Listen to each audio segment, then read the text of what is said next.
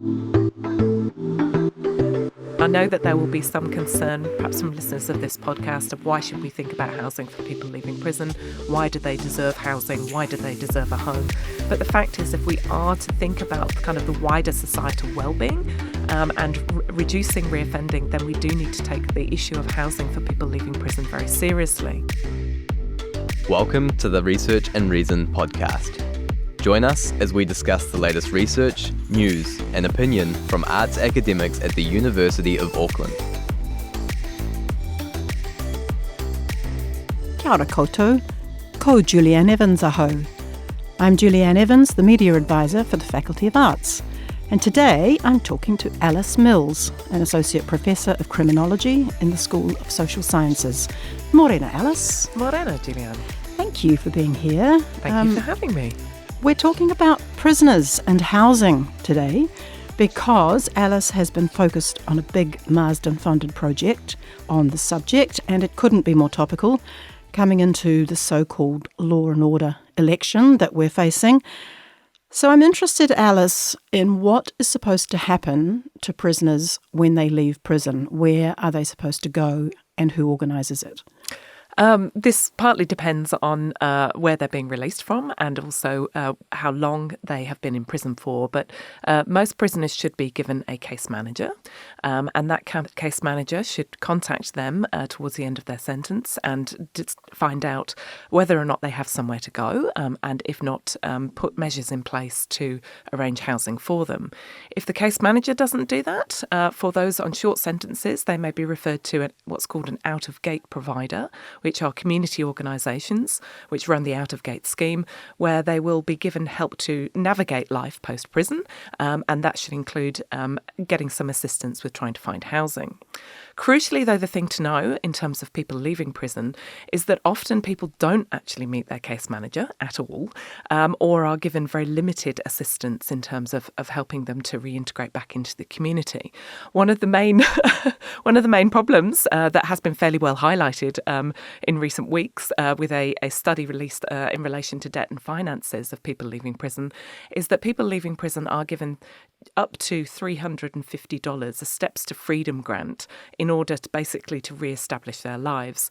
So the $350 is an amount that was set in the 1980s, and as you can imagine, it hasn't gone up since then. And as you can imagine, it's not enough generally even just to cover 2 weeks' rent. Let It's alone a very anything small else. amount of money. It's an extremely small amount of money, and it also relies on the fact that people will get access to other sources of money, of finance, quite quickly, for example, a WINS benefit or something like that. And that can take quite a long time to arrange, not least of which because many people released from prison don't have ID when they come out. So it can take them quite a long time to get the various things in place that they need to apply for a benefit. And do they have to have an address to go to before they're released or before they can be released from prison? That will depend on the length of time that they've been inside for, and also the crime that they've committed. So for those that are applying for parole, then yes, they will need an address to go to. That will be part and parcel of the parole process. We'll be checking that address, checking that they have somewhere, which is hopefully and ideally likely to ensure that they don't reoffend. Yeah, I can imagine that even your average person who has not necessarily committed a crime can't find affordable housing for a long-term period. You know, if there's big waiting lists, especially for kāinga ora housing, I can only imagine how hard it must be for prisoners to find somewhere to go that will accept them. Is that the case? Yes, that's certainly the case. So in our study, we spoke to prisoners in 6 prisons just before they were released, and then we followed them up again and spoke to them again 6 months after they were released, and then another 6 months after that. And what we found was, well, we asked them in particular about the issues that they found in terms of finding housing. The main thing that people mentioned was the shortage of housing, as you can imagine, because that's an issue across the community. But they also spoke about the stigma and about how that lack of housing meant that there was increased competition, and they knew they were never going to be the ideal tenants. They knew that they weren't going to, they were very unlikely to win that particular competition, shall we say. Do people know before the former prisoner arrives in their house that that's where they came from? Or is that a human rights issue that they don't have to know that? Or that they can start afresh in some way? I think that really depends on where they're going to. So the vast majority of people leaving prison will go back, will go and live with whānau, will live with family. That's not always an ideal situation. And we spoke to some people who were going back to family and didn't actually want to, for a whole variety of different reasons. In many cases, it was the idea that they wanted a place of their own. They wanted to restart their life, and they wanted a degree of control over their lives that they didn't necessarily feel that they had if they were living with whānau, with family. They also sometimes found they were also concerned about it because they knew that their family didn't have the resources to help them, and and sometimes there was also various kind of conflicts or tensions between whānau members that was also likely to make it very hard for them to feel at home in those places. So that's one of the main things that we need to bear in mind. The vast majority of people leaving prison do go to live with family, but that's not always a situation that they feel is going to help them in terms of reintegrating back into the community, but also is a situation that is going to help them stay away from crime as well. And that's often because it ends up being a temporary stop. It ends up being a temporary stop because the family doesn't have the resources to be able to assist them, or alternatively because of that conflict that I mentioned earlier.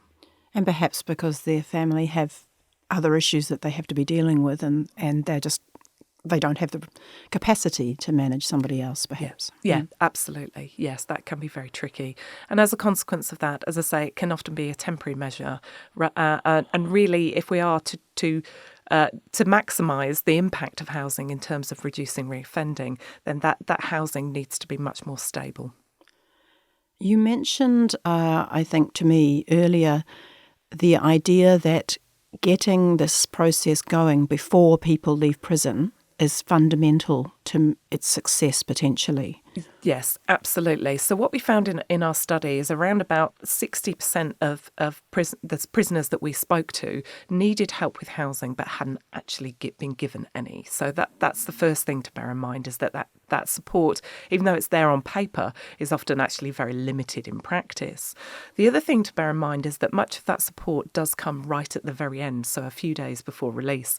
And we met people in the prisons that we went into who were due to be released in the next week and didn't have any idea of where they were going to go. So they were extremely anxious about that, as you can imagine. But the reality is, in terms of thinking about how we try and find housing for people who are leaving prison, is that we need to actually think about the beginning of the term of imprisonment, and that applies for both people on remand and those that are sentenced. In other jurisdictions, there is much greater emphasis on trying to save people's housing when they first come into prison.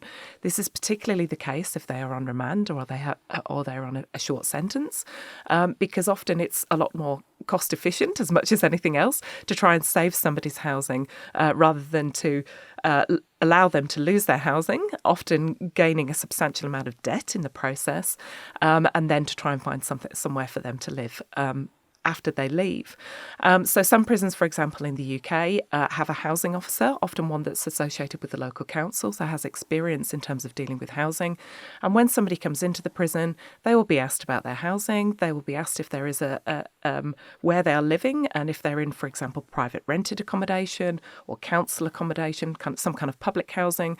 That housing officer will liaise with the landlord and either ensure that housing is kind of shut down if the person is in prison for a long period of time, or ensure that their possessions are collected, usually by a family member. So in that sense, they're not having to completely re-establish their lives on release as well. But it also is a way of minimising the debt that they otherwise are likely to face. In the case of those that are on remand or short sentences, in other jurisdictions such as the UK and Germany, they can often access welfare benefits to ensure that their rent is paid in the time that they're in prison. So, for example, in the UK, those who are on remand can get up to 52 weeks of rent paid. And those on short sentences can get up to 13 weeks of rent paid. And again, that means they're much less likely to lose their housing. So it's a much more of a proactive approach rather than a reactive approach that we have here in Aotearoa. Yeah, I was thinking about the idea of housing as a house or as a home, because I know that's a distinction that's important in this study. And I wonder what you have to say about the difference between those two. So as part of the study, we interviewed people who had been out of prison. So they're originally people we spoke to in prison, and then we spoke to them between a year and 18 months later about how they'd been getting on. And we knew that these people had not reoffended. So we wanted to find out what housing meant to them and how housing had helped with the process of desistance from crime, which is the idea essentially of stopping committing offences. And what we found is that where people were likely to see their housing as a home, that was what made the key difference. So what a home meant to them, and we asked them the question, what does a home mean to you? Because it was kind of quite important that our preconceptions didn't influence that part of the study. And what we found was there was various different ways in which people saw their house as a home that was really helpful in terms of encouraging desistance from crime. The first thing is that they had a sense of control over the actual space. So this is where we also kind of discovered what doesn't make a home. So where people were, for example, placed into a hostel accommodation, or where they were in a motel after release from prison, which was not at all uncommon. And the people we spoke to drew upon their previous experiences of being released from prison quite a lot as well. What we found is that they felt that they didn't have a sense of control over that space. They couldn't control who came into that space. And as a consequence of that, that often meant that even though they, for example, in some cases had been through a rehabilitation program, either in prison or just after they were released, that the temptation was often put in their way, and that it was hard for them to deal with other people who were often coming into their space. Basically, that led to a degree of conflict, a degree of tension, and in some cases that led to people re-engaging in substance misuse. In addition to that, we also found that hostel accommodation was really very difficult, partly because of the presence of other people, but also because there was a substantial amount of rules. People felt surveyed as well, so they didn't feel a sense of privacy there, which was another aspect of a house feeling like a home, was that degree of privacy. So we spoke to one person, for example, who was in a hostel in the South Island, who spoke about somebody actually, a member of staff at that hostel, checking up on him, knocking on the door, but he was asleep, so he didn't answer that knock. And the support worker in question actually climbed through the window to check that he was there. And obviously that led to him really feeling as if this was a place that was not private and a space that he didn't have control over. What we found is that where people had a sense of control, they had a sense of safety. So the notion of a home was very much linked to that notion of safety. It was somewhere, in particular for the women in the study, who had often experienced domestic violence. It was a place where they could control who came into that, and therefore had control over their sense of safety as well. Yeah, I can really imagine that feeling of being vulnerable, especially if you have been before, being in a situation where you just don't know who is going to come in or what they're going to do. Must be quite awful. How many women did you speak to for this study, just as a matter of interest? Well, the women that we spoke to was actually done by our PhD student, Grace Lowe, who's now a lecturer at Oxford Brookes University in the UK. Otherwise, she'd be here in the podcast with me. And I believe she spoke to 15 women. Hers was a little bit different because some of the women had been out of prison for many years, so they kind of had a little bit more of a history to reflect upon, but some had also been out just for a year, as the men in the study had been.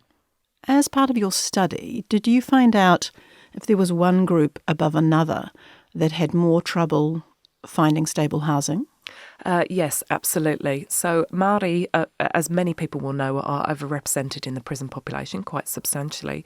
Therefore, they're also overrepresented in the released population. So around about 58% of prisoners who are released identify as Māori.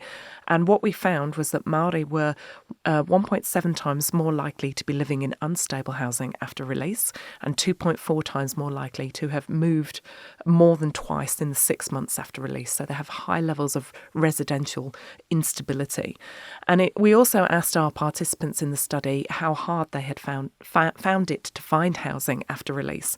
And we found that the Maori participants were 2.4 times more likely to have found it very hard to find housing than non-Maori participants. So you can see there's some really substantial differences there.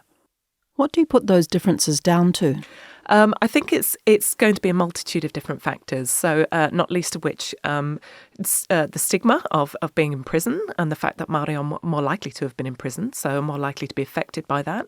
It's also going to be racial discrimination in the housing market, which has been more generally, which has been fairly well widely documented.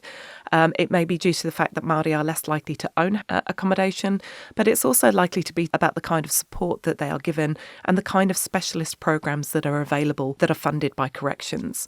The other issue is likely to be about the support provided by corrections and other agencies. So corrections funds around about 1,200 places for people leaving prison, housing places for people leaving prison.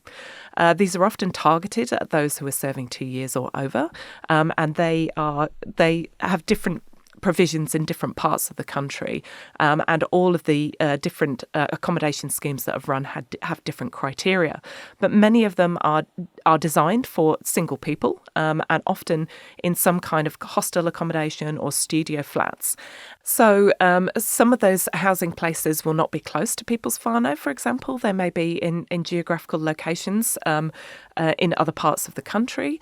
They also don't consider the degree to which people may want to live with their whānau or at least have close contact with them. For example, if they have children, whether or not they would like a place for their children to be able to come and stay and to be able to basically re-engage in an active parenting role. So really what we need then is a lot more Māori-led initiatives that are designed by Māori for Māori in order to ensure that the needs of Māori people leaving prison are met. Alice, your research found something very important, I think, to this whole conversation, which is that those in unstable housing are 4.6 times more likely to be re-imprisoned within a year. Yes, that's right. Pretty significant, isn't it? Yeah, that is a substantial finding, and there are a whole variety of reasons for why we think that might be the case. Not least of which, as well as notions of home, stable housing is likely to really help in terms of people getting access to employment, education, training. Can also help to link people in with various health services, possibly rehab services as well, and also can provide a space for people leaving prison to kind of rebuild whānau connections as well. So there's a whole variety on the benefits of kind of stable housing and why those with stable housing are less likely to be re-imprisoned. Conversely, unstable housing means that it is going to be much harder to find things like employment, to reconnect with whānau, but also may lead to kind of more risky situations, particularly if, for example, you are living out on the streets.